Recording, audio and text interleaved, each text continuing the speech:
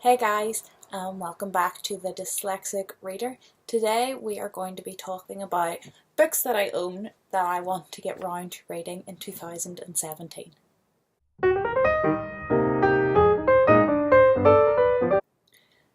These books are books that I own.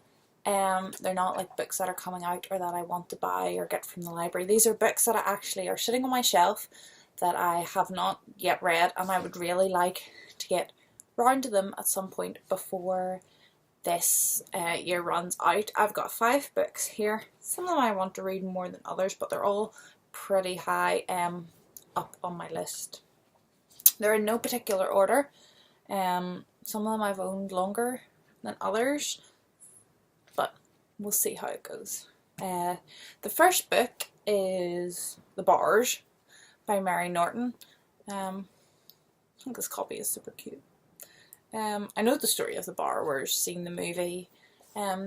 Studio Ghibli, however you want to pronounce it, done a sort of a version of The Borrowers. It wasn't called The Borrowers, and that movie was fab.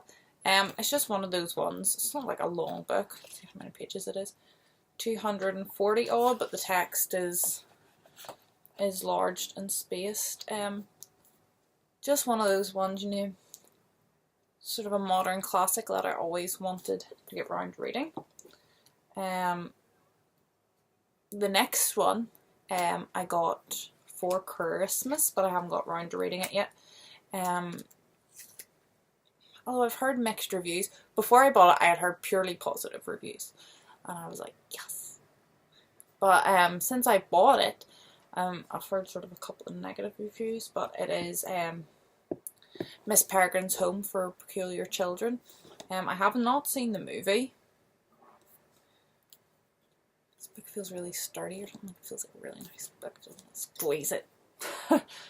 I didn't see the movie. It intrigues me. The style. I don't want to flick through it too much here in case I give something away, but sort of the mixed media style of this appeals to me.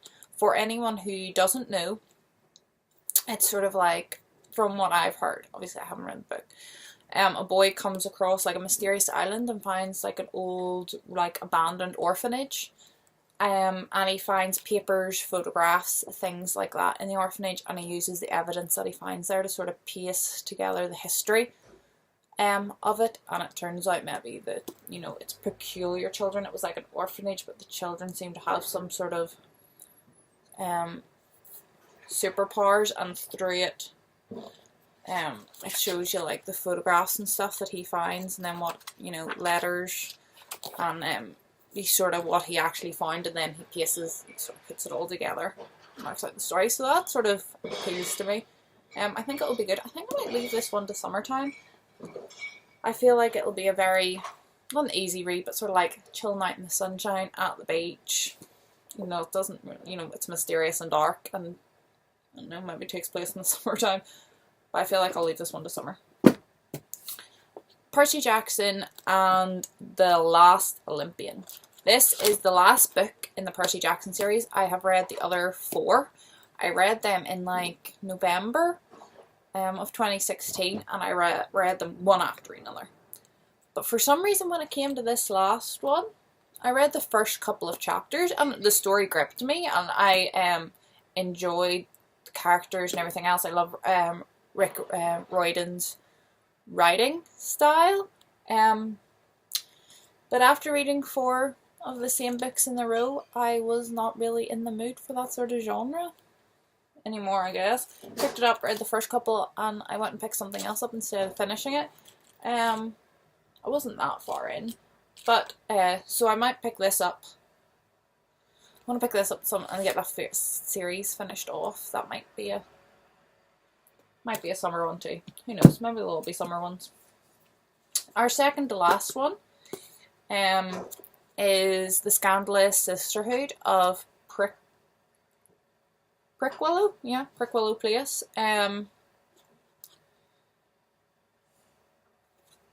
You might have seen this in, I think, a haul in January. I got this one and the next one both in January. I wanted to read this book because it was recommended by Richard over at Richard's Book Nook. I love his channel, and he recommended this quite a lot. We done like a review on it and talked about a lot in wrap-ups and sort of suggestion videos and stuff, so I wanted to see what this was about. It seems to intrigue me. It takes place in Victorian times, which I like, and it sort of happens in a boarding school, which also appeals to me.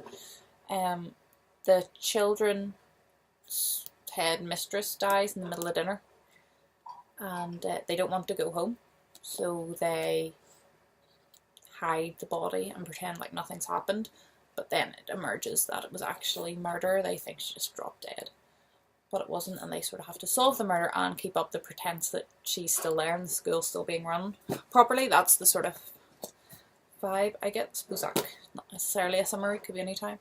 And my final one is Diane Wayne Jones, and it's Hoyle's Moving Castle. I talked about this a little bit in my haul too. It is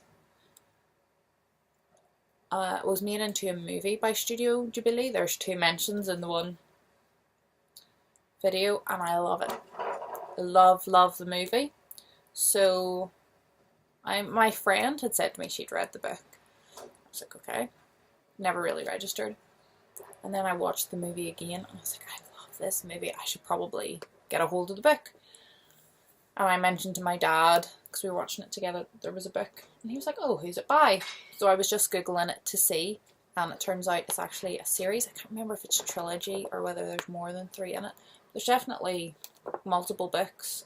So I thought I'd get the first one. I loved it as much as the movie. Then I could, see what the next ones are like. But basically, it is a young girl called Sophie who is cursed by a witch, which makes her look old, turns her into an old woman essentially, and she goes looking help, and she stumbles across Hoyle, who lives in like a moving castle, and there's lots of rumours about how Hoyle likes to steal young girls' hearts and eats them because he has no heart of his own. Yeah, it doesn't really look anything. I'm sure the storyline's similar to the movie, but the sort of aesthetic of the book and the drawing of the characters are not what I expected.